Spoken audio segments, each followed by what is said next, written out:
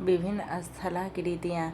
निर्माण के आधार पर स्थलाकृतियाँ 3 प्रकार की होती है: पर्वत, पठार तथा मैदान पर्वत। उत्पत्ति के अनुसार पर्वत 4 प्रकार के होते हैं: ब्लॉक पर्वत, अवशिष्ट पर्वत, संचित पर्वत और वलित पर्वत। ब्लॉक पर्वत, अवशिष्ट पर्वत, संचित पर्वत और वलित पर्वत। ब्लॉक पर्वत, अवशिष्ट, संचित और वलित पर्वत आ रहे। ब्लॉक पर्वत जब चट्टानों में स्थित भ्रंश के कारण मध्य भाग नीचे धंस जाते हैं तथा अगल बगल के भाग ऊंचे उठे प्रतीत होते हैं तो ब्लॉक पर्वत कहलाते हैं। बीच में धंसे भाग को रिफ्ट घाटी कहते हैं। इस पर्वतों के शीर्ष समतल तथा किनारे तीव्र भ्रंश कगारों से सीमित होते हैं। ब्लॉक पर्वत के उदाहरण हैं Vosges France, black forest Germany. Block पर्वत बासजेस फ्रांस ब्लॉक पर्वत के उदाहरण है। ब्लैक फॉरेस्ट जर्मनी ब्लॉक पर्वत के उदाहरण है। साल्ट रेंज पाकिस्तान ब्लॉक पर्वत के उदाहरण है। बासजेस फ्रांस ब्लॉक पर्वत के उदाहरण है। ब्लैक फॉरेस्ट जर्मनी ब्लॉक पर्वत के उदाहरण है। और साल्ट रेंज पाकिस्तान ब्लॉक पर्वत के उदाहरण है। साल्ट रेंज पाकिस्तान ब्लॉक पर्वत के उदाहरण है। बासजेस जर्मनी, बासजेस फ्रांस और ब्लैक फॉरेस्ट जर्मनी और साल्ट रेंज पाकिस्तान ब्लॉक पर्वत के उदाहरण है। Vosges France black forest Germany, Vosges France black forest Germany, salt range Pakistan block पर्वत के उदाहरण है। Vosges France black forest Germany, salt range Pakistan block पर्वत। पर्वत निर्माण के विभिन्न सिद्धांत। भूसन्नति का सिद्धांत कोबा ने दिया था। तापीय संकुचन का सिद्धांत जेफरीज ने दिया था। महाद्वीपीय फिसलन डेली ने दिया था। महाद्वीपीय विस्थापन वेगनर ने दिया था। संवहन तरंग होम्स ने दिया था। रेडियो एक्टिविटी जोली ने दिया था। प्लेट विवर्तनिकी हैरी हेस ने दिया था। भूसन्नति कोबर ने दिया था। तापीय संकुचन जेफरीज ने दिया था। महाद्वीपीय फिसलन डेली ने दिया था। महाद्वीपीय विस्थापन वेगनर ने दिया था। संवहन तरंग होम्स ने दिया था। रेडियो एक्टिविटी जोली ने दिया था। प्लेट विवर्तनिकी हैरी हेस ने दिया था।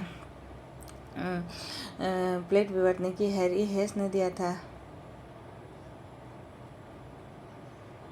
रेडियो एक्टिविटी जोली ने दिया था। प्लेट विवर्तनिकी शब्दावली का सर्वप्रथम प्रयोग टोरंटो विश्वविद्यालय के टूजो विल्सन ने 1965 ईस्वी में किया था। प्लेट विवर्तनिकी सिद्धांत की वैज्ञानिक व्याख्या का श्रेय डब्ल्यू मॉर्गन को दिया जाता है। विश्व की सबसे लंबी रिफ्ट घाटी जॉर्डन नदी की घाटी है जो लाल सागर की बेसिन से होती हुई जाम्बेजी नदी तक 4800 किलोमीटर लंबी है। रिफ्ट घाटी जॉर्डन नदी की घाटी है।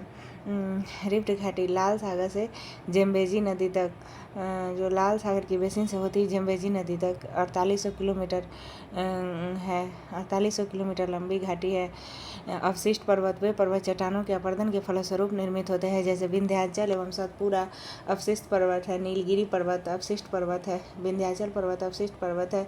सतपुड़ा पर्वत अवशिष्ट पर्वत है। नीलगिरी पर्वत अवशिष्ट पर्वत है। पारसनाथ पर्वत अवशिष्ट पर्वत है। राजमहल की पहाड़ियाँ भारत अवशिष्ट पर्वत है। सियरा स्पेन अवशिष्ट पर्वत है।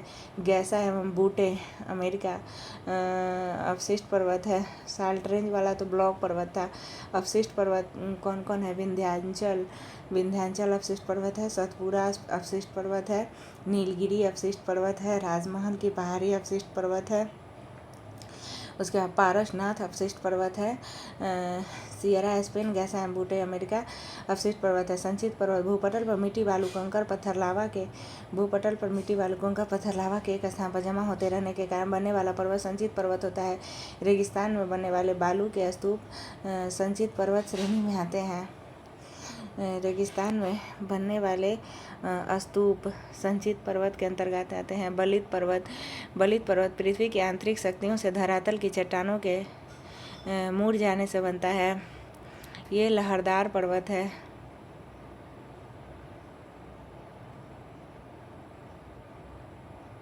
ये पृथ्वी की आंतरिक शक्तियों से धरातल की चट्टानों के मुड़ जाने से बनते हैं। वलित पर्वत लहरदार पर्वत है जिन पर असंख्य अपनीतियाँ एवं अभिनीतियाँ स्थित है। हिमालय वलित पर्वत है। आल्पस यूराल वलित पर्वत है। रॉकीज एंडीज वलित पर्वत है। Himalaya Alps, Ural, Rockies, Andes वलित पर्वत है। विश्व के विशाल वलित पर्वतों की रचना आज से लगभग 30 मिलियन वर्ष पूर्व हुई थी। 30 मिलियन वर्ष पूर्व हुई थी। विश्व की सबसे लंबी पर्वत श्रेणी एंडीज पर्वत श्रेणी दक्षिणी अमेरिका के पश्चिमी तट पर स्थित है। विश्व की सबसे ऊंची चोटी माउंट एवरेस्ट 8848 मीटर नेपाल में है। अफ्रीका की सर्वोच्च ऊंची चोटी माउंट किलिमंजारो 5895 मीटर तंजानिया में अवस्थित है। माउंट किलिमंजारो है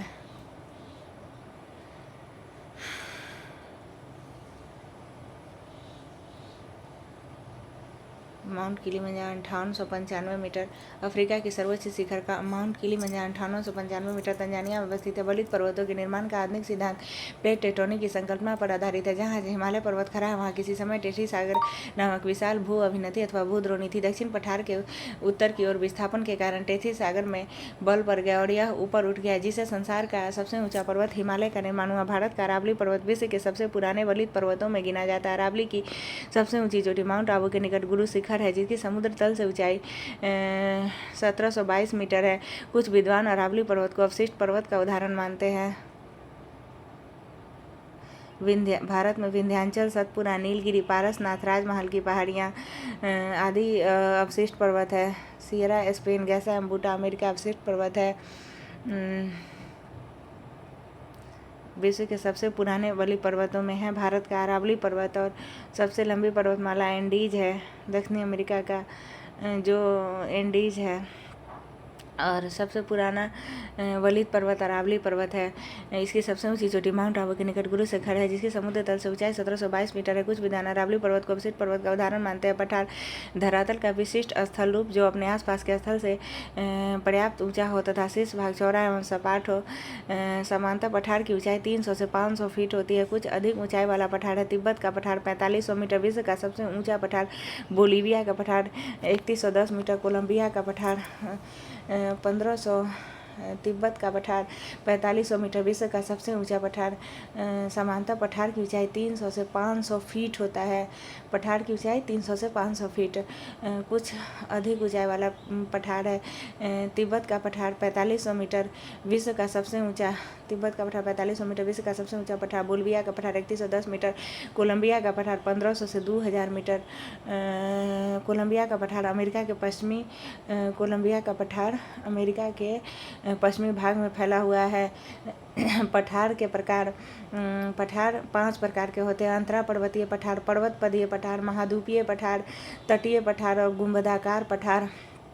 अंतरा पर्वतीय पठार पर्वतमालाओं के बीच बने पठार को अंतरा पर्वतीय पठार कहते हैं। जैसे कोलंबिया का पठार यूएसए में अंतरा पर्वतीय पठार है। तिब्बत का पठार एशिया में जिसका 4500 मीटर ऊंचाई है अंतरा पर्वतीय पठार है। पेरू का पठार दक्षिणी अमेरिका में अंतरा पर्वतीय पठार है। उसके बाद तोरिम बेसिन एशिया अंतरा पर्वतीय पठार है। बोलिविया दक्षिण अमेरिका अंतरा पर्वतीय पठार है। पेरू का पठार और बोलिविया का पठार दक्षिण अमेरिका में है और ये कोलंबिया का पठार उत्तरी अमेरिका में है। बोलिविया का पठार, पेरू का पठार दक्षिणी अमेरिका में अंतरा पर्वतीय पठार है। तोरिम बेसिन का पठार एशिया में अंतरा पर्वतीय पठार है। पर्वतपदीय पठार पर्वत तल एवं मैदान के बीच उठे भाग पर्वत तल एवं मैदान के बीच उठे समतल भाग को पर्वतपदीय पठार कहते हैं। मालवा एवं शिवालिक का पठार पर्वतपादीय पठार है। मालवा एवं शिवालिक का पठार पर्वतपादीय पठार है। पिडमांट पठार अमेरिका पर्वतपादीय पठार है। पर्वत तल एवं मैदान के बीच उठे समतल भाग को पर्वतपादीय पठार कहते हैं। मालवा एवं शिवालिक का पठार भारत पर्वतपादीय पठार है।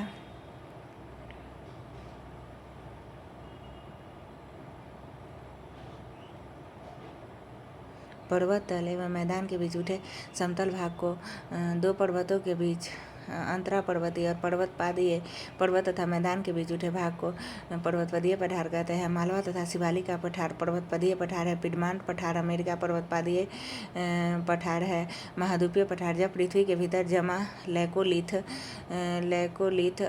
छतरीनुमा भूपृष्ठ के अपरदन के कारण सतह पर जब पृथ्वी के भीतर जमा लैकोलिथ भूपृष्ठ के अपरदन के कारण सतह पर उभर जाते हैं तब महाद्वीपीय पठार बनता है। लैकोलिथ छतरीनुमा जब पृथ्वी के भीतर जमालय कुलित भूपृष्ठ के अपर्दन के कारण सतह पर उभर जाते हैं तब महाद्वीपीय पठार बनते हैं। जैसे महाराष्ट्र का पठार भारत महाद्वीपीय पठार है, ब्राज़ील का पठार दक्षिण अमेरिका में महाद्वीपीय पठार है, मेसेटा का पठार स्पेन में महाद्वीपीय पठार है, कटांगा पठार कांगो में महाद्वीपीय पठार है, मेसेटा पठार स्पेन में महाद्वीपीय पठार है, ब्राज़ील का पठार ये महाद्वीपीय पठार है, मतलब अंतरा पर्वतीय दो पर्वतों के बीच का पठार, पर्वतपादीय पठार, पर्वत तथा मैदान के बीच के पठार महाद्वीपीय पठार, जब लैकोलिथ अपर्दित होकर पठार बनाता है। जैसे महाराष्ट्र का पठार भारत, ब्राज़ील का पठार दक्षिण अमेरिका महाद्वीपीय पठार है, मेसेटा पठार स्पेन महाद्वीपीय पठार है, कटांगा पठार कांगो महाद्वीपीय पठार है, तटीय पठार समुद्र के तटीय भाग में स्थित पठार तटीय पठार है। उदाहरण कोरोमंडल पठार तमिलनाडु, कोंकण पठार महाराष्ट्र एवं गोवा और मालाबार पठार केरल तटीय पठार है। मालाबार पठार केरल, कोरोमंडल पठार तमिलनाडु तटीय पठार है, कोंकण पठार महाराष्ट्र एवं गोवा, मालाबार पठार केरल तटीय पठार है। गुंबदाकार पठार चलन क्रिया के फलस्वरूप निर्मित पठार, जैसे चलन क्रिया के फलस्वरूप निर्मित पठार गुंबदाकार पठार है। जैसे रामगढ़ का पठार गुंबदाकार पठार है, छोटा नागपुर का पठार, रांची का पठार गुंबदाकार पठार है। रामगढ़ का पठार गुंबदाकार पठार है, छोटा नागपुर का पठार, रांची का पठार गुंबदाकार पठार है। मैदान 500 फीट से कम ऊंचाई वाले भूपृष्ठ के समतल भाग को मैदान कहते हैं। ये पठार का 300 फीट से 500 फीट और मैदान का 500 फीट से कम ऊंचाई वाले पृष्ठ के भाग को मैदान कहते हैं। मैदान अनेक प्रकार के होते हैं। झारखंड वाला मैक्सिमम पठार गुंबदाकार का पठार है। रांची का पठार, छोटा नागपुर का पठार, रामगढ़ का पठार चलन क्रिया के फलस्वरूप निर्मित पठार गुंबदाकार पठार है। कोरोमंडल, कोंकण, मालाबार पठार तटीय पठार है। रांची, छोटा नागपुर, रामगढ़ का पठार। मैदान कई प्रकार के होते हैं। अपर्दनात्मक मैदान नदी, हिमानी, पवन जैसी शक्तियों के अपर्दन से अपर्दनात्मक मैदान बनते हैं जो निम्न है। लोयस मैदान हवा द्वारा उड़ाकर लाए गए मिट्टी एवं बालू के कणों से निर्मित होता है। कासट मैदान चूने पत्थर की चट्टानों के घुलने से निर्मित मैदान। संप्राय मैदान समुद्र तल के निकट स्थित मैदान जिनका निर्माण नदियों के अपर्दन के फलस्वरूप होता है। चूने पत्थर की चट्टानों के घुलने से निर्मित होता है। कासट मैदान। ग्लेशियल मैदान हिम के जमाव के कारण निर्मित दलदली मैदान जहाँ केवल वन ही पाए जाते हैं।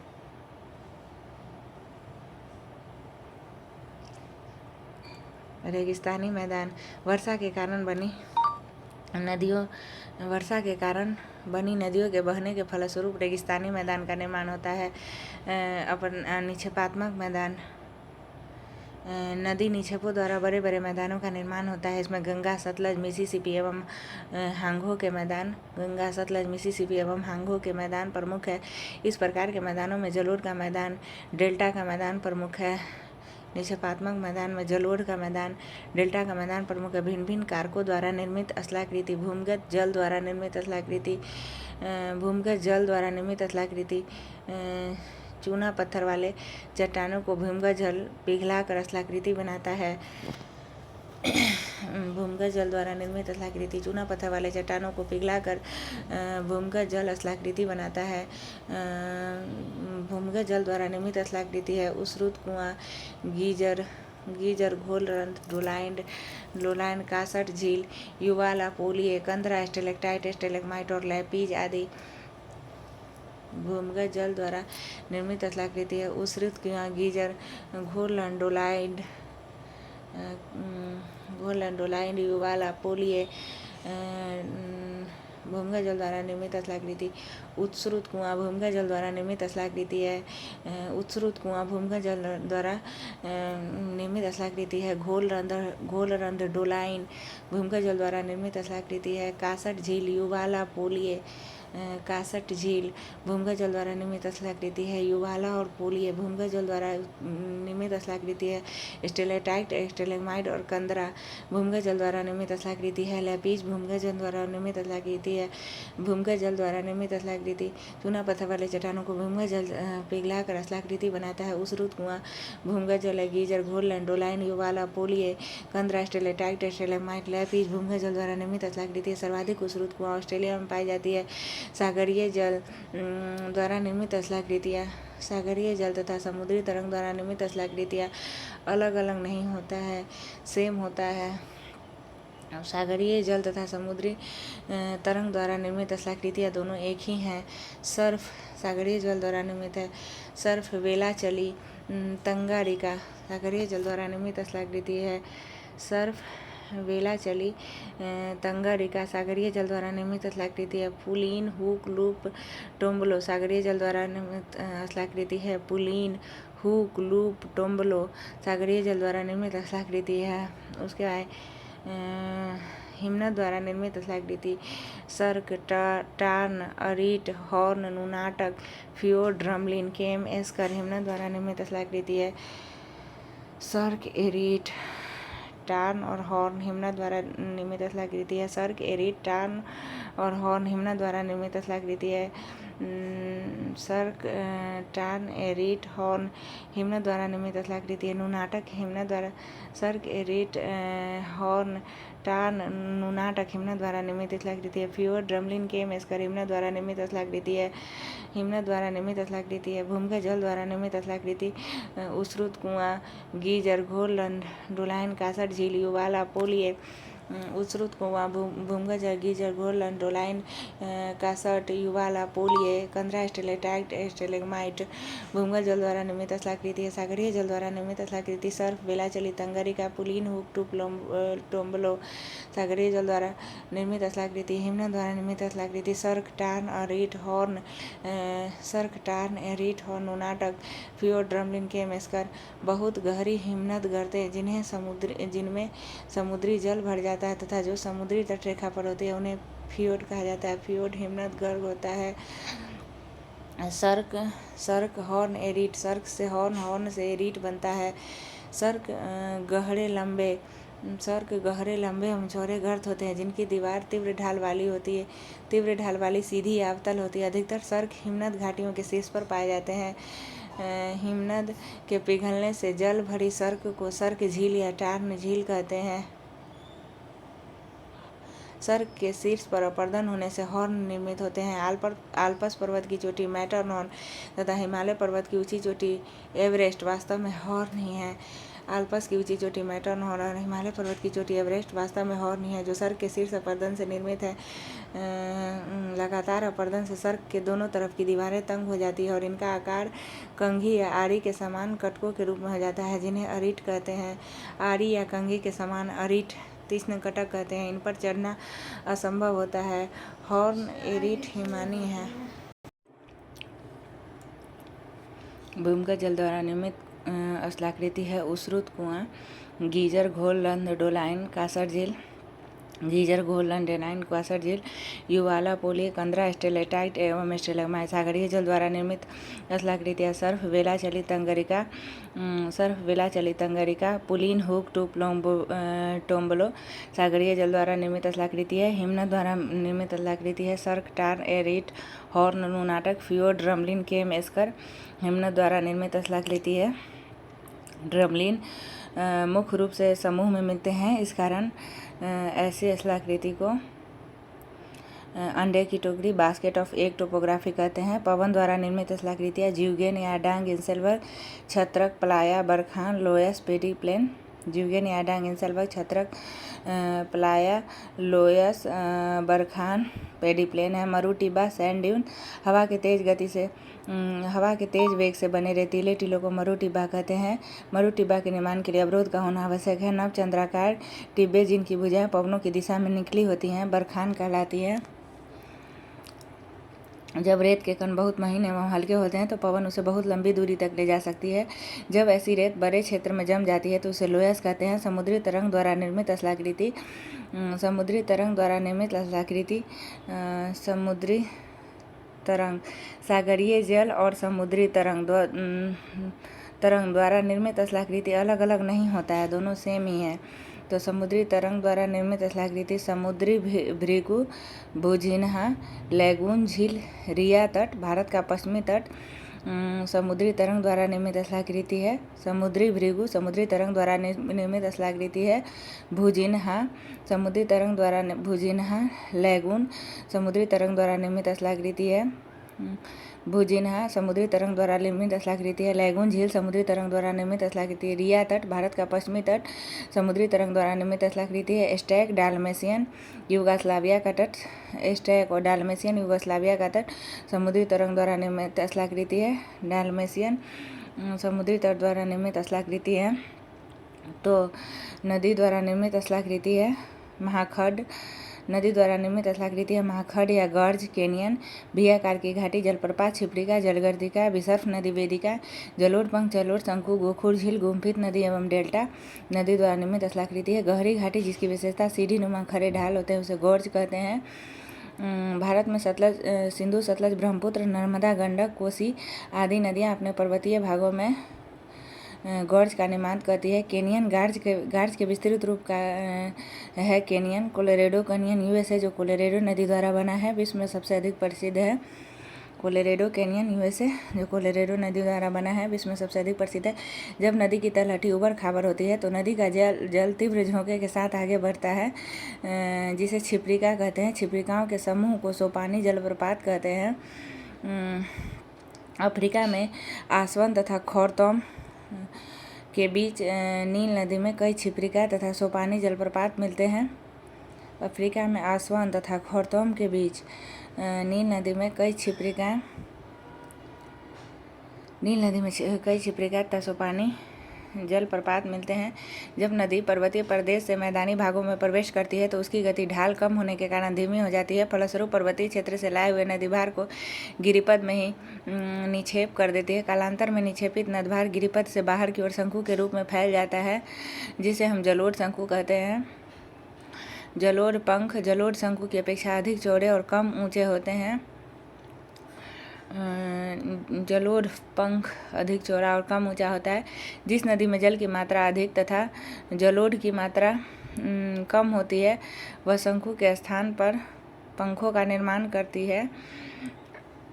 हिमालय रॉकीज तथा एंडीज पर्वतों से निकलने वाली लगभग सभी नदियां जलोढ़ पंखों का निर्माण करती है। नदी प्रायः सीधी नहीं बहती बल्कि सांप की भांति बल खाती जाती है यानी मोड़दार मार्ग पर बहती है। नदी के इन मोड़ों को विसर्प कहते हैं। जब नदी के मोड़ में अधिक घुमाव हो जाता है तो मुख नदी से अलग हो जाता है। इस अलग हुए भाग को गोखुर झील कहते हैं। मुख नदी से इस अलग हुए भाग को गोखुर झील कहते हैं। तुर्की की मियांडर अमेरिका की मिसिसिपी भारत की गंगा एवं गंडक तथा इटली की पो नदियाँ अपने विसर्प एवं गोखुर झील के लिए प्रसिद्ध है। तुर्की की मियांडर नदी अमेरिका की मिसिसिपी नदी भारत की गंगा एवं गंडक तथा इटली की पो नदियाँ अपने विसर्प एवं गोखुर झील के लिए प्रसिद्ध। आर्द्र प्रदेशों में रासायनिक अपक्षय प्रक्रिया यांत्रिक अपक्षय प्रक्रिया की अपेक्षा अधिक शक्तिशाली होती है।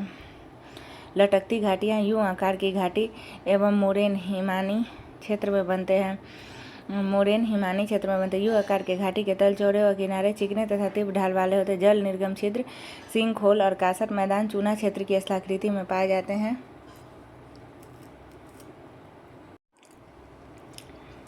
सागरीय जल तरंग द्वारा निर्मित तट के प्रकार फियर तट रिया तट हैफा तट डाल्मेशियन तट निर्गत समुद्र तट फियोर तट।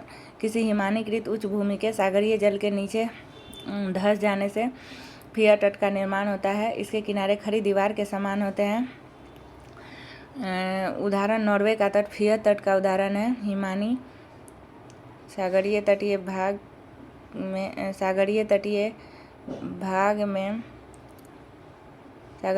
भाग के सागरीय जल के नीचे धंस जाने से फियर तट का निर्माण होता है। नॉर्वे का तट फियर तट का उदाहरण है। रिया तट नदियों द्वारा अपर्दित उच्च भूमि के धंस जाने से रिया तट का निर्माण होता है। रिया तट की गहराई समुद्र की ओर क्रमशः बढ़ती जाती है। प्रायद्वीपीय भारत के पश्चिमी तट का उत्तरी भाग रिया तट का उदाहरण है। काठियावाड़ तट निर्गत तट है और पश्चिमी घाट रिया तट का उदाहरण है। हैफा तट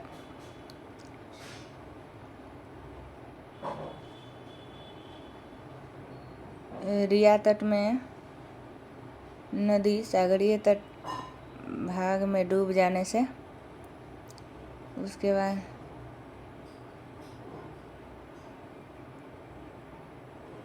हैफा तट सागरीय तट भाग में किसी निम्न भूमि के डूब जाने से निर्मित तट को हैफा तट कहते हैं।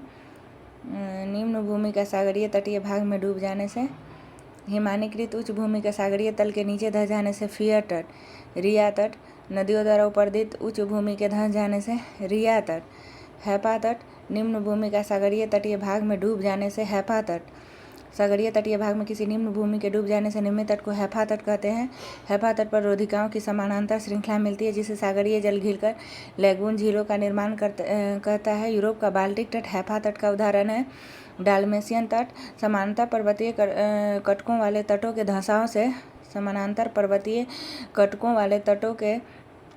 धंसाओं से डाल्मेशियन तट का निर्माण होता है। यूगोस्लाविया का डाल्मेशियन तट इसका उदाहरण है।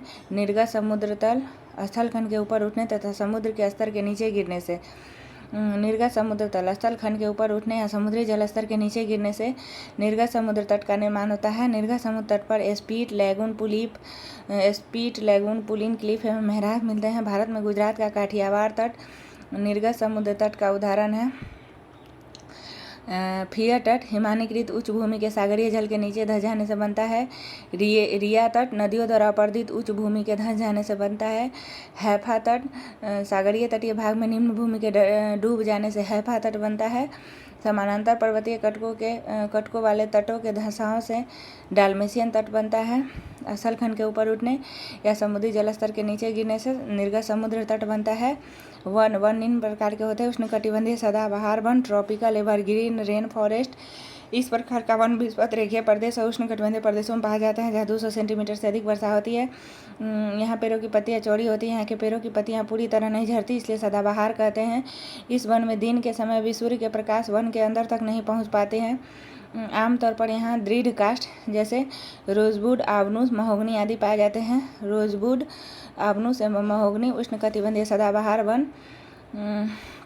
एनाकोंडा विश्व का सबसे बड़ा सांप उष्णकटिबंधीय सदाबहार वन में ही पाया जाता है।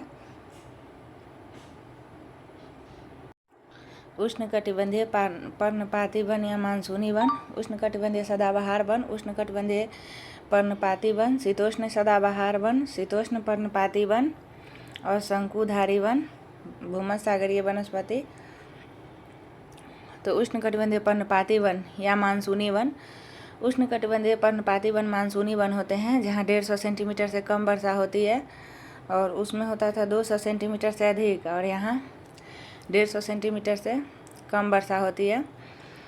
उष्णकटिबंधीय पर्णपाती वन उसी क्षेत्र में यह वन पाया जाता है। भारत, उत्तरी ऑस्ट्रेलिया, मध्य अमेरिका के बड़े हिस्से में उष्णकटिबंधीय पर्णपाती वन पाया जाता है। जल संरक्षित रखने के लिए शुष्क मौसम में उष्णकटिबंधीय पर्णपाती वृक्ष पत्तियां झाड़ देते हैं। इन वनों में पाए जाने वाले दृढ़ काष्ठ वृक्षों में साल, सागवान, शीशम तथा नीम है। इन प्रदेशों में पाए जाने वाले जानवर है बाघ, शेर, हाथी, गोल्डन लंगूर एवं बंदर आदि। शीतोष्ण सदाबहार वन पूर्वी तट पर। शीतोष्ण सदाबहार वन पूर्वी तट पर। यह वन मध्य अक्षांशों के तटीय प्रदेशों में स्थित है। ये सामान्यतः महाद्वीपों के पूर्वी किनारों पर पाए जाते हैं। शीतोष्ण सदाबहार वन महाद्वीपों के पूर्वी किनारों पर पाए जाते हैं। दक्षिण पूर्वी अमेरिका, दक्षिणी चीन, दक्षिण पूर्वी ब्राज़ील। यहाँ बांज, चीड़ एवं यूकेलिप्टस जैसे दृढ़ एवं मुलायम दोनों प्रकार के पेड़ पाए जाते हैं। महाद्वीपों के पूर्वी तट पर शीतोष्ण सदाबहार वन पाए जाते हैं। शीतोष्ण पर्णपाती वन उच्च अक्षांश की ओर बढ़ने पर अधिक शीतोष्ण पर्णपाती वन मिलते हैं। ये उत्तर पूर्वी अमेरिका, चीन, न्यूजीलैंड, चिली एवं पश्चिमी यूरोप के तटीय प्रदेशों में पाए जाते हैं। शीतोष्ण पर्णपाती वन शुष्क मौसम में पत्तियां झाड़ देते हैं। यहाँ पाए जाने वाले पेड़ हैं बांज, ऐस और बीच। शीतोष्ण पर्णपाती वन। हिरन, लोमड़ी, भेड़िए यहाँ के आम जानवर है। शीतोष्ण पर्णपाती वन के हिरन, लोमड़ी, भेड़िया, फिजेट तथा मोनाल जैसे पक्षी शीतोष्ण पर्णपाती वन में पाए जाते हैं। फिजेट और मोनाल पक्षी शीतोष्ण पर्णपाती वन में पाए जाते हैं। महाद्वीपों के पूर्वी किनारा पर शीतोष्ण वनस्पति और पश्चिमी किनारा पर भूमध्य सागरीय वनस्पति। पूर्वी किनारा पर शीतोष्ण पर्णपाती वनस्पति, शीतोष्ण सदाबहार वनस्पति एवं पश्चिमी किनारा पर भूमध्य सागरीय वनस्पति पाया जाता है। शीतोष्ण सदाबहार वनस्पति पूर्वी किनारा पर और पश्चिमी किनारा पर भूमध्य सागरीय वनस्पति पाया जाता है। भूमध्य सागरीय वनस्पति महाद्वीपों के पूर्व एवं उत्तर पूर्वी किनारों के अधिकांश भाग शीतोष्ण सदाबहार एवं पर्णपाती पेड़ों से ढका हुआ है। पूर्व एवं उत्तर पूर्वी किनारों के अधिकांश भाग शीतोष्ण सदाबहार एवं शीतोष्ण पर्णपाती पेड़ों से ढका हुआ। वहीं महाद्वीपों का पश्चिमी एवं दक्षिण पश्चिम किनारा पर भूमध्य सागरीय वनस्पति पाई जाती है। यह अधिकतर यूरोप, अफ्रीका एवं एशिया के भूमध्य सागर के समीप वाले प्रदेशों में पाई जाती है। भूमध्य सागरीय वनस्पतियां भूमध्य सागर के बाहरी प्रदेशों जैसे संयुक्त राज्य अमेरिका के कैलिफोर्निया, दक्षिण पश्चिम अफ्रीका, दक्षिण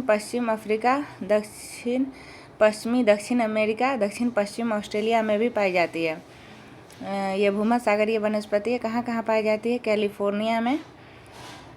ये पूर्वी, पश्चिमी एवं दक्षिण पश्चिम में पाया जाता है। पूर्वी एवं उत्तर पूर्वी में पाया जाता है शीतोष्ण सदाबहार एवं शीतोष्ण पर्णपाती। पश्चिमी एवं दक्षिणी पश्चिमी में पाया जाता है भूमध्य सागरीय। पूर्वी और उत्तर पूर्वी में शीतोष्ण पर्णपाती, शीतोष्ण सदाबहार।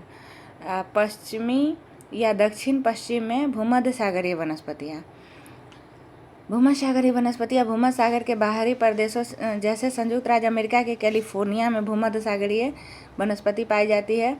दक्षिण पश्चिम अफ्रीका में भूमध्य सागरीय वनस्पति पाई जाती है। दक्षिण पश्चिम अमेरिका में भूमध्य सागरीय वनस्पति पाई जाती है। दक्षिण पश्चिम ऑस्ट्रेलिया में भूमध्य सागरीय वनस्पति पाई जाती है। इन प्रदेशों में गर्म, शुष्क ग्रीष्म एवं वर्षा वाली मृदु शीत ऋतुएं होती हैं। गर्म और शुष्क ग्रीष्म मतलब भूमध्य सागरीय वनस्पति में कैसा होता है? गर्म एवं शुष्क ग्रीष्म और शीत एवं आर्द्र शीत, वर्षा वाली मृदु शीत ऋतुएं होती है। भूमध्य सागरीय क्षेत्रों में आमतौर पर संतरा, मतलब भूमध्य सागरीय में दक्षिण और दक्षिण पश्चिम याद रखना है, और पश्चिम एवं दक्षिण पश्चिम याद रखना है, और भूमध्य सागरीय में पश्चिम एवं दक्षिण पश्चिम याद रखना है। पश्चिम एवं दक्षिण पश्चिम। और शीतोष्ण पर्णपाती या शीतोष्ण सदाबहार में पूर्वी और उत्तर पूर्वी याद रखना है। भूमध्य सागरीय क्षेत्रों में आमतौर पर संतरा, अंजीर, जैतून एवं अंगूर, संतरा, अंगूर, अंजीर एवं जैतून। भूमध्य सागरीय क्षेत्रों में आमतौर पर संतरा, अंगूर, जैतून एवं अंजीर जैसे नींबू वंश के फल पैदा किए जाते हैं।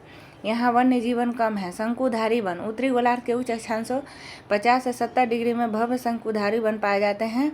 इन्हें टैगा भी कहते हैं। ये वन अधिक ऊंचाइयों पर भी पाए जाते हैं। शंकुधारी यहाँ पाए जाने वाले वृक्ष लंबे नरम काष्ठ वाले सदाबहार वृक्ष होते हैं। इन वृक्षों में काष्ठ का उपयोग लुगदी बनाने के लिए किया जाता है, जो सामान्य तथा अखबारी कागज बनाने के काम आता है। नरम काष्ठ का उपयोग माचिस एवं पैकिंग के लिए बक्से बनाने के लिए भी किया जाता है। चीड़, देवदार आदि शंकुधारी वनों के पेड़ हैं। चीड़ और देवदार यह सामान्यतः रजत, लोमड़ी, मिंक, ध्रुवीय भालू आदि जानवर पाए जाते हैं। टुंड्रा वनस्पतियाँ यूरोप, एशिया एवं उत्तरी अमेरिका के ध्रुवीय प्रदेशों में पाई जाती है। अत्यधिक ठंडी होने के कारण यहाँ बहुत ही सीमित प्राकृतिक वनस्पति मिलती है, जैसे काई, लाइकेन एवं छोटी झाड़ियाँ। टुंड्रा वनस्पति भी ग्रीष्म ऋतु के दौरान विकसित होते हैं। ये काई, लाइकेन और छोटी झाड़ियाँ भी ग्रीष्म ऋतु के दौरान विकसित होती हैं। यहाँ के जानवरों के शरीर पर मोटा फर एवं मोटी चमड़ी होती है। यहाँ पाए जाने वाले कुछ जानवर हैं सील, वालरस, कस्तूरी बैल, ध्रुवीय उल्लू, ध्रुवीय भालू और बर्फीली लोमड़ी।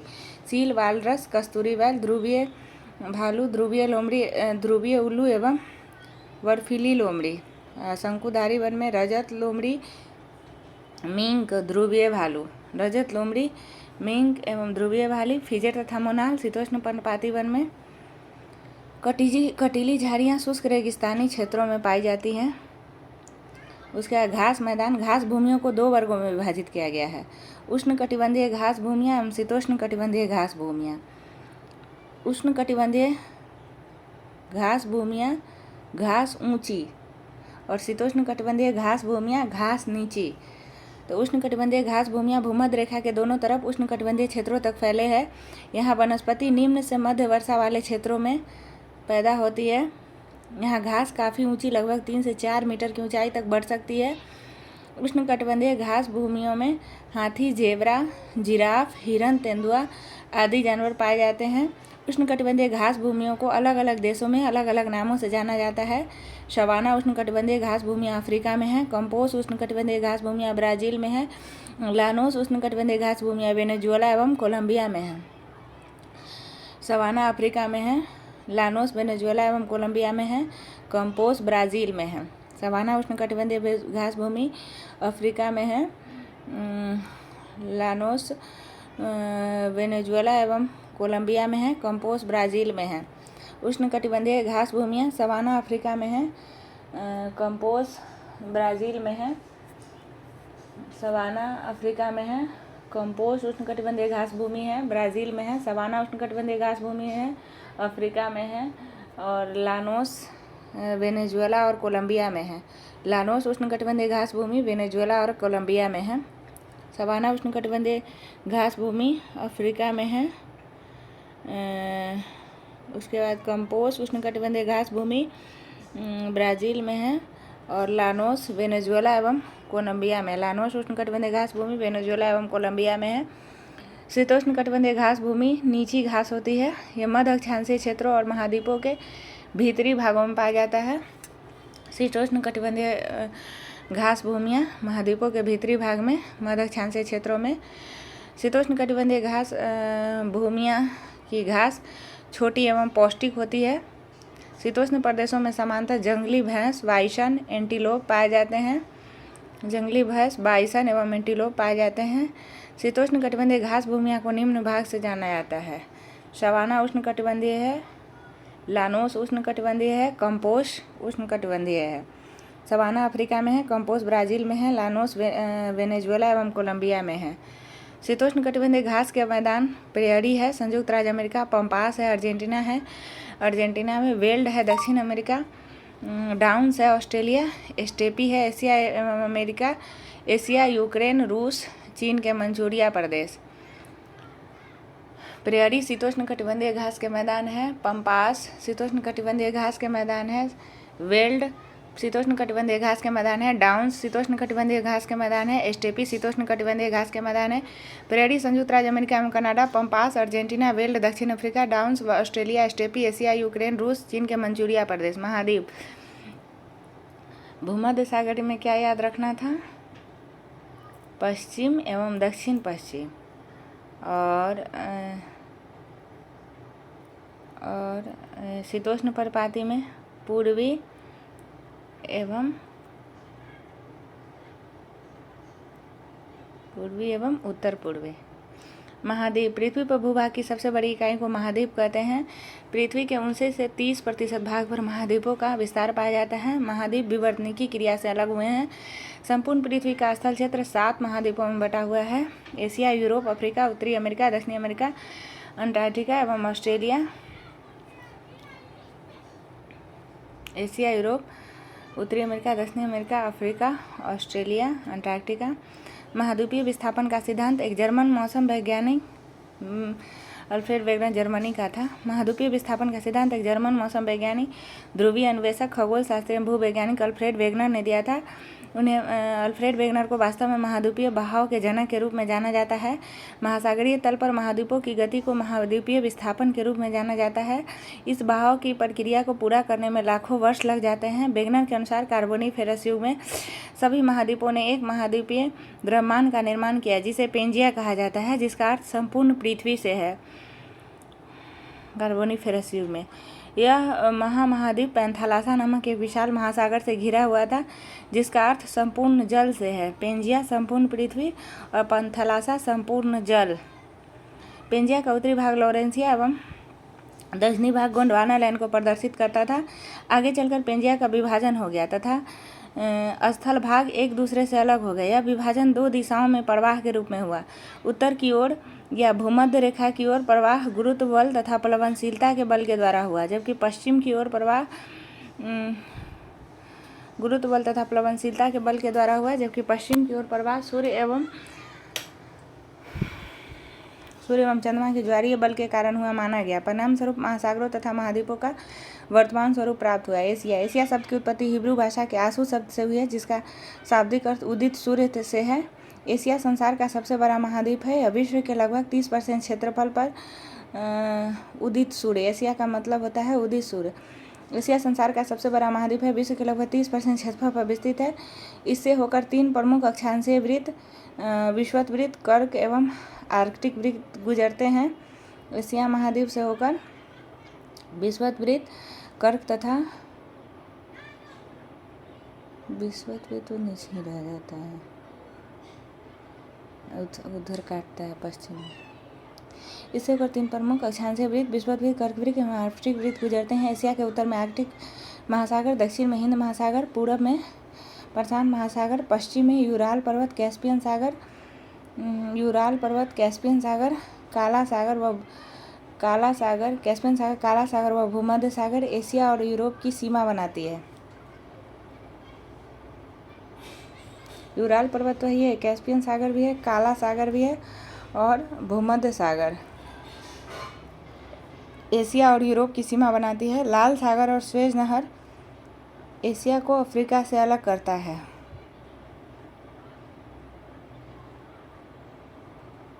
लाल सागर एवं स्वेज नहर एशिया को अफ्रीका से अलग करता है। बेरिंग जल संधि एशिया के चुक्शी प्रायद्वीप, रूस को अलास्का, उत्तरी अमेरिका से अलग करता है।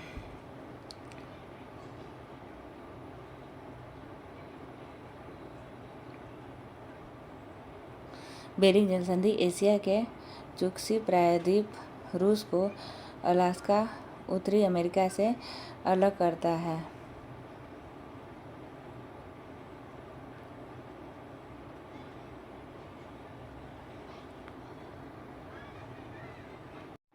लाल सागर और स्वेज नहर एशिया को अफ्रीका से अलग करता है। तो लाल सागर वही है, अरब प्रायद्वीप और अफ्रीका का जो टूटा भाग है उसी जगह लाल सागर है। इससे थोड़ा सा ऊपर भूमध्य सागर है और यहीं पर लाल सागर भूमध्य सागर के बीच स्वेज नहर है। और उससे ऊपर बढ़ेंगे तो काला सागर है, टर्की के ऊपर काला सागर है और भूमध्य सागर से ऊपर है काला सागर, जो एशिया और यूरोप की सीमा बनाता है। उसके बाद बेरिंग जल संधि एशिया के चुक्शी प्रायद्वीप, रूस को अलास्का, उत्तरी अमेरिका से अलग करती है। यह आर्कटिक महासागर एवं प्रशांत महासागर को जोड़ती है। बेरिंग जल संधि आप को जोड़ती है। बेरिंग मतलब आप, बोरिंग है। आर्कटिक सागर एवं प्रशांत महासागर को जोड़ती है। बेरिंग जल संधि के बीच में डायोमेड द्वीप समूह एवं सेंट लॉरेंस द्वीप स्थित है। बेरिंग जल संधि के बीच में है कौन सा? डायोमेड द्वीप समूह एवं सेंट लॉरेंस द्वीप समूह बेरिंग जल संधि के बीच में सेंट लॉरेंस द्वीप समूह। बेरिंग जल संधि अंतर्राष्ट्रीय तिथि रेखा के समानांतर स्थित है। एशिया में विश्व की लगभग 60% जनसंख्या, सर्वाधिक जनसंख्या वाला महाद्वीप निवास करती है। क्षेत्रफल 30% जनसंख्या 60% है। एशिया महाद्वीप में अति प्राचीन युग के स्थलखंड अंगारा लैंड, रूस एवं चीन एवं गोंडवाना लैंड प्रायद्वीपीय भारत स्थित है। अंगारा लैंड एवं गोंडवाना लैंड, अंगारा लैंड रूस एवं चीन है और गोंडवाना लैंड लोरेंसिया एवं गोंडवाना लैंड, पेंजिया का उत्तरी भाग लोरेंसिया एवं गोंडवाना लैंड है और अंगारा लैंड रूस एवं चीन है और गोंडवाना लैंड प्रायद्वीपीय भारत है। एशिया महाद्वीप में 3 प्रमुख प्रायद्वीप हैं, अरब का प्रायद्वीप, दक्कन का प्रायद्वीप और इंडो चीन का प्रायद्वीप। यही अरब प्रायद्वीप और दक्षिण अफ्रीका के बीच में लाल सागर स्थित है। अरब का प्रायद्वीप, दक्कन का प्रायद्वीप और इंडो चीन का प्रायद्वीप। अरब प्रायद्वीप विश्व का सबसे बड़ा प्रायद्वीप है। एशिया की नदियों को सभ्यता का पालना एवं एशिया महाद्वीप को सभी धर्मों का आद्य भूमि कहा गया है। एशिया में विश्व का सबसे ऊंचा पर्वत शिखर हिमालय पर्वतमाला श्रेणी का माउंट एवरेस्ट 8850 मीटर है, जो नेपाल में स्थित है, जहां इसे सागरमाथा के नाम से जानते हैं।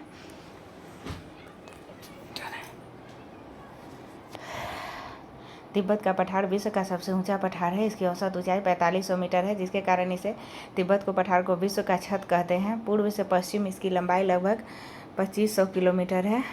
एशिया में विश्व की सर्वाधिक जनसंख्या वाला देश भारत है। एशिया में क्षेत्रफल की दृष्टि से सबसे बड़ा देश चीन एवं सबसे छोटा देश मालदीव है। एशिया में क्षेत्रफल की दृष्टि से सबसे छोटा देश कौन हुआ? मालदीव हुआ। एशिया में विश्व का सर्वाधिक जनसंख्या घनत्व वाला देश सिंगापुर है। सबसे छोटा क्षेत्रफल मालदीव का है। सर्वाधिक घनत्व एशिया में सिंगापुर का है। एशिया के स्थलरुद्ध देश जिसकी सीमा समुद्र को नहीं छूती ऐसे देश हैं Kazakhstan, Turkmenistan, Uzbekistan, Kyrgyzstan, Tajikistan. उसके बाद Nepal, Bhutan, Mongolia, Laos. Nepal, Bhutan, Mongolia, Laos है। ये सब स्थलरुद्ध देश है एशिया महाद्वीप के। तो स्थलरुद्ध देशों में कजाकिस्तान सबसे बड़ा देश है और जबकि मंगोलिया दूसरा सबसे बड़ा स्थलरुद्ध देश है। सर्वाधिक जनसंख्या घनत्व सिंगापुर का, सबसे छोटा मालदीव है। कजाकिस्तान सबसे बड़ा स्थलरुद्ध देश है। मंगोलिया दूसरा सबसे बड़ा स्थलरुद्ध देश है। लाओस दक्षिण पूर्वी एशिया का एकमात्र स्थलरुद्ध देश है। यहाँ पूर्व में फ्रांसीसियों का उपनिवेश था। एशिया में सबसे लंबी नदी यांगसी तथा अधिकतम गहराई मृत सागर है 397 मीटर। गहराई मृत सागर और गर्त मेरियाना गर्त। मृत सागर की गहराई 397 मीटर है। एशिया में फिलीपींस द्वीप समूह के पास विश्व का सबसे फिलीपींस द्वीप समूह के पास मेरियाना गर्त है। गहराई मृत सागर 397 मीटर। और एशिया में फिलीपींस द्वीप समूह के पास विश्व का सबसे गहरा सागरीय गर्त प्रशांत महासागर में मेरियाना गर्त 11,022 मीटर गहरा है। विश्व की सबसे गहरी झील बैकाल झील एशिया में स्थित है। धरातल से 1940 मीटर गहरा और समुद्र तल से 1485 मीटर गहरा। बैकाल झील 1940 मीटर गहरा और समुद्र तल से 1485 मीटर गहरा। बैकाल झील धरातल से 1940 मीटर गहरा और समुद्र तल से 1485 मीटर गहरा। धरातल से 1940 मीटर गहरा और समुद्र तल से 1485 मीटर गहरा एशिया में स्थित है। विश्व की सबसे बड़ी झील आंतरिक सागर कैस्पियन सागर है, जो एशिया महाद्वीप में ही स्थित है। कैस्पियन सागर 3,71,800 वर्ग किलोमीटर क्षेत्र में स्थित है। कैस्पियन सागर 3,71,800 वर्ग किलोमीटर में विस्तृत है। रूस के एशियाई भाग को साइबेरिया कहते हैं। बैकाल झील एवं कैस्पियन सागर साइबेरिया में स्थित है। सबसे गहरा झील बैकाल झील और सबसे बड़ा झील कैस्पियन सागर। सबसे गहरा झील बैकाल झील एवं सबसे बड़ा झील कैस्पियन सागर साइबेरिया में ही है। रूस के एशियाई भाग को ही साइबेरिया कहते हैं। बैकाल झील सबसे गहरा झील एवं सबसे बड़ी झील कैस्पियन सागर साइबेरिया में है। यहाँ ओब, एनेसी और लीना जैसी प्रमुख नदियाँ बहती हैं जो आर्कटिक महासागर में गिरती हैं, जिसका मुहाना शीत ऋतु में जम जाता है। एशिया में विश्व की सबसे अधिक ऊंचाई पर स्थित खारे पानी की झील पैगोंग झील लद्दाख एवं तिब्बत में स्थित है। पैगोंग झील 4267 मीटर ऊंचा। पैगोंग झील सबसे अधिक ऊंचाई पर स्थित खारे पानी की झील 4267 मीटर ऊंचा लद्दाख एवं तिब्बत में स्थित है। एशिया महाद्वीप में विश्व का सर्वाधिक वर्षा वाला क्षेत्र मासिनराम 11,405 मिलीमीटर मेघालय भारत में है। इससे पहले चेरापूंजी सर्वाधिक वर्षा वाला स्थान था। विश्व का सबसे ऊंची रेलवे लाइन का निर्माण चीन में किया गया है। सबसे लंबा प्लेटफॉर्म सिद्धिरुधा रेलवे स्टेशन कर्नाटक में है और सबसे ऊंची रेलवे लाइन का निर्माण चीन में है। सबसे ऊंची रेलवे लाइन चीन में है। सबसे लंबा प्लेटफॉर्म से सिद्धिरुधा स्वामी जी रेलवे स्टेशन कर्नाटक में है। चीन के छिंगहाई प्रांत से शुरू होकर तिब्बत के ल्हासा तक फैली इस रेल लाइन की ऊंचाई 50,172 मीटर है। बैताल 1940 मीटर और धरातल से 1940 और समुद्र तल से 1445 मीटर।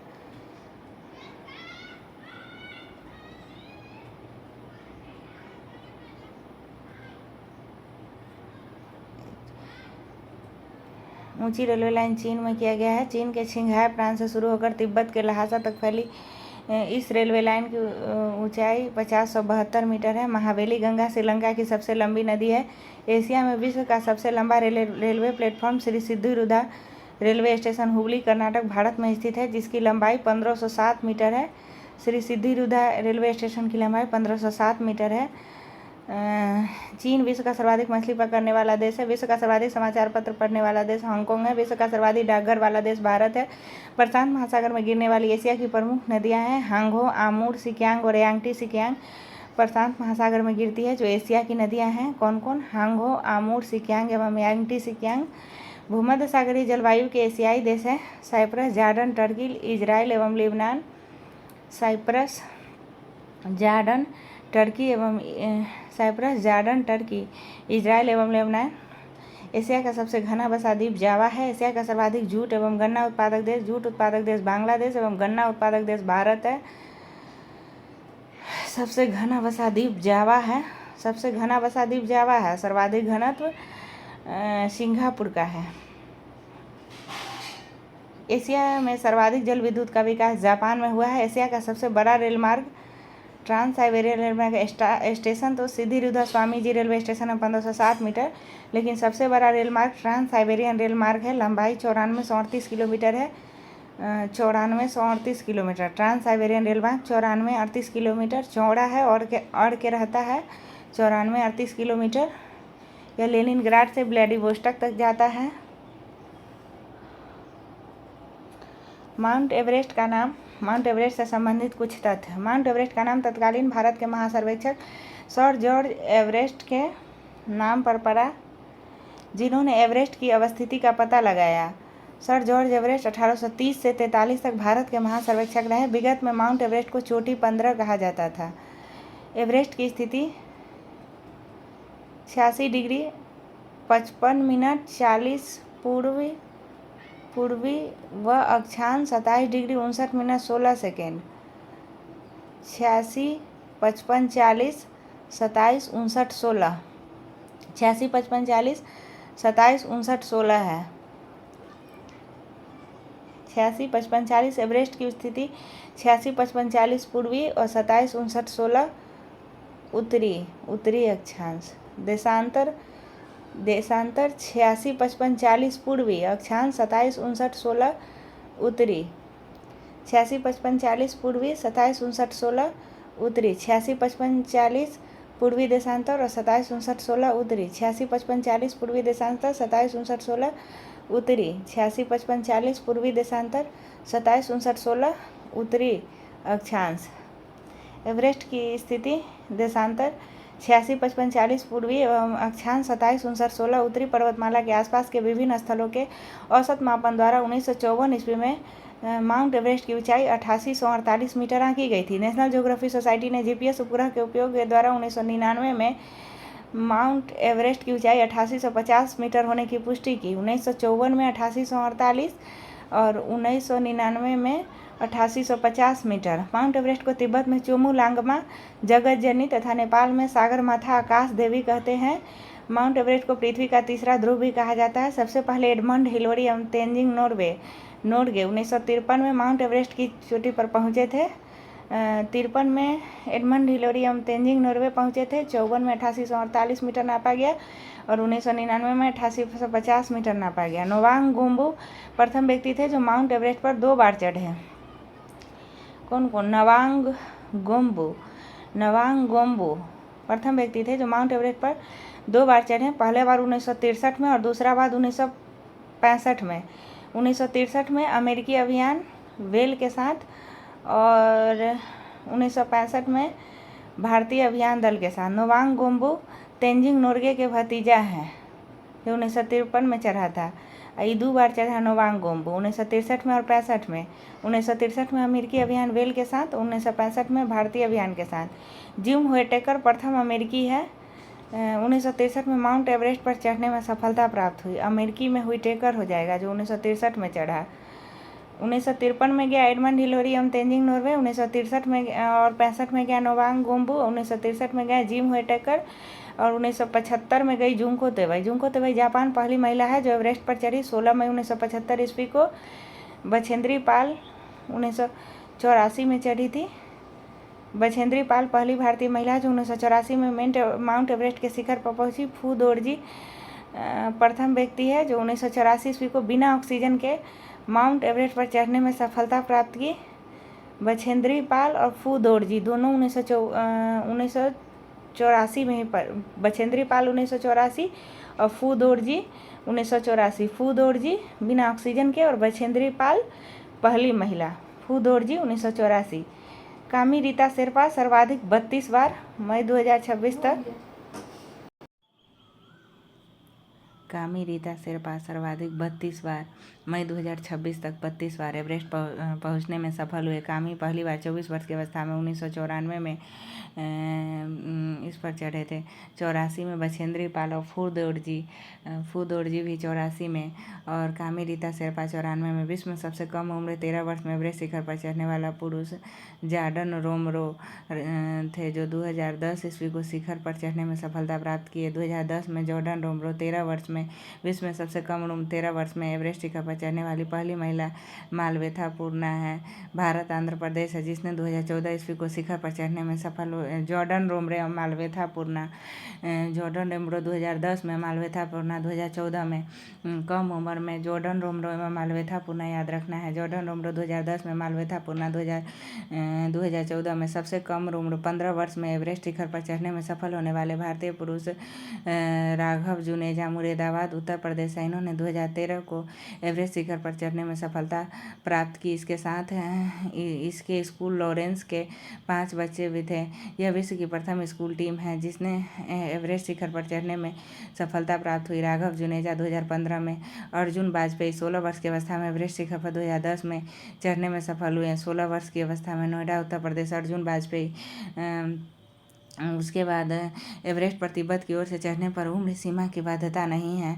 एवरेस्ट पर तिब्बत की ओर से चढ़ने पर उम्र सीमा की बाध्यता नहीं। अमेरिका के टॉम व्हिटेकर पहले विकलांग व्यक्ति थे, कृत्रिम टांग, जो 1998 ईस्वी में एवरेस्ट के शिखर पर चढ़े थे। टिम व्हिटेकर हीमोफीलिया रोग से ग्रसित प्रथम व्यक्ति। Chris Bombardier, Denver, America. ये टॉम व्हिटेकर तो 1998 में पहुँचे थे और क्रिस बॉम्बार्डियर 2017 में पहुँचे हैं। हीमोफीलिया रोग से ग्रसित है। क्रिस बॉम्बार्डियर हीमोफीलिया रोग से ग्रसित। हीमोफीलिया रोग से पीड़ित प्रथम व्यक्ति क्रिस बॉम्बार्डियर, डेनवर, अमेरिका। 2017 को माउंट एवरेस्ट पर चढ़ने में सफलता प्राप्त की। उन्होंने माउंट विंसन को छोड़कर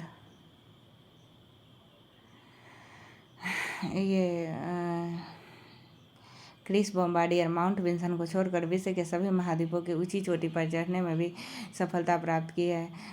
क्रिस बॉम्बार्डियर, जिसको हीमोफीलिया है, 2017 में चढ़े थे और माउंट विंसन को छोड़कर विश्व के सभी महाद्वीपों की ऊंची चोटी पर चढ़ने में सफलता प्राप्त हुई।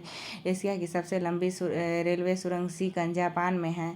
एशिया की सबसे लंबी रेलवे सुरंग सीकन जापान में है, जो 53.85 किलोमीटर लंबी है। समुद्र तल से इसकी गहराई 240 मीटर है। एशिया की सबसे लंबी रेल सुरंग सीकन जापान में है, जो 53.85 किलोमीटर लंबी है।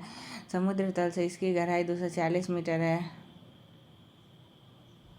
एशिया का सबसे बड़ा रबर उत्पादक व निर्यातक देश थाईलैंड, मलेशिया एवं इंडोनेशिया है। एशिया का सबसे बड़ा रबर उत्पादक एवं निर्यातक देश थाईलैंड, मलेशिया एवं इंडोनेशिया है। एशिया के देश चीन तंबाकू, चावल, गेहूं आदि के उत्पादन में विश्व में प्रथम स्थान रखता है। विश्व में सबसे अधिक खजूर का उत्पादन एवं निर्यात एशियाई देश इराक के द्वारा किया जाता है। उत्पादन एवं निर्यात खजूर का इराक के द्वारा एशिया के देश जापान को शहतूत की पत्तियों पर पाले गए रेशम के कीड़ों से प्राप्त कच्चा रेशम पैदा करने में विश्व में प्रथम स्थान है। खजूर में इराक और यह शहतूती रेशम जापान। एशिया में विश्व का सर्वाधिक प्राकृतिक रबर उत्पादक करने वाला देश थाईलैंड है। प्राकृतिक रबर थाईलैंड। एशिया का सबसे अधिक टीन उत्पादक देश मलेशिया है टीन के निर्यात में, और एशिया का सबसे छोटा देश मालदीव है और टीन का उत्पादक देश मलेशिया है।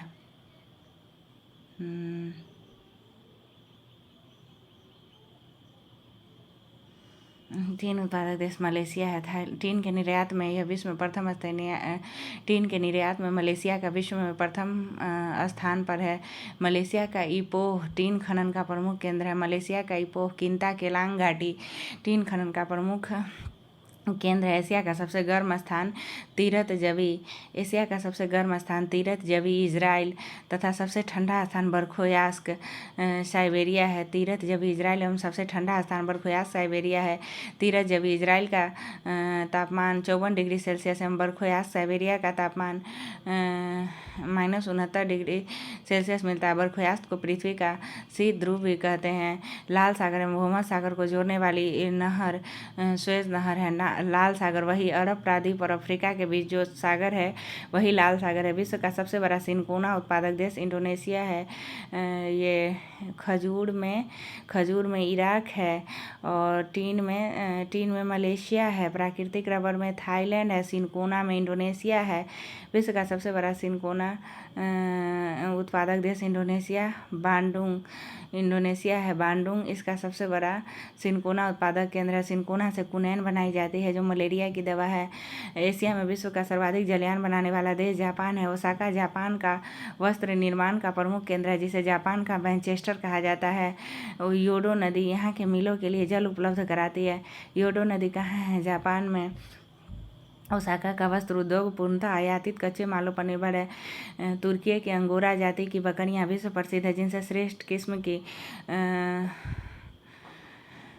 श्रेष्ठ किस्म की मोहरे ऊन प्राप्त होती है। तुर्की के पश्चिमी भूमध्य सागरीय प्रदेश में स्थित इजमिर की घाटी अफीम की कृषि के लिए विश्व प्रसिद्ध है।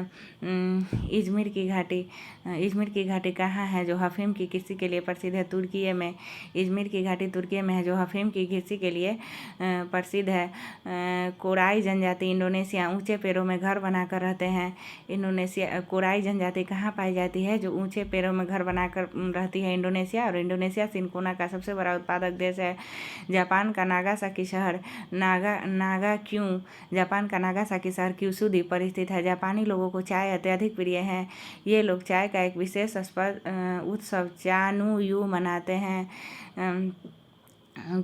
मनाते हैं। नागासाकी क्यूशू द्वीप पर है और टोक्यो होन्शु द्वीप पर है। नागासाकी क्यूशू द्वीप पर है और टोक्यो होन्शु द्वीप पर है। जापानी लोगों को चाय अत्यधिक प्रिय है। ये लोग चाय का एक विशेष उत्सव चानुयू मनाते हैं। विश्व में सिंचाई नहरों में सबसे बड़ा जाल पाकिस्तान में है, इसलिए पाकिस्तान को नहरों का देश कहा जाता है। वहीं बांग्लादेश को नदियों का देश कहा जाता है। नहरों का देश पाकिस्तान को और नदियों का देश बांग्लादेश को कहा जाता है। म्यांमार अपने सुंदर बौद्ध मंदिरों के लिए प्रसिद्ध है। स्वर्णिम त्रिभुज के अंतर्गत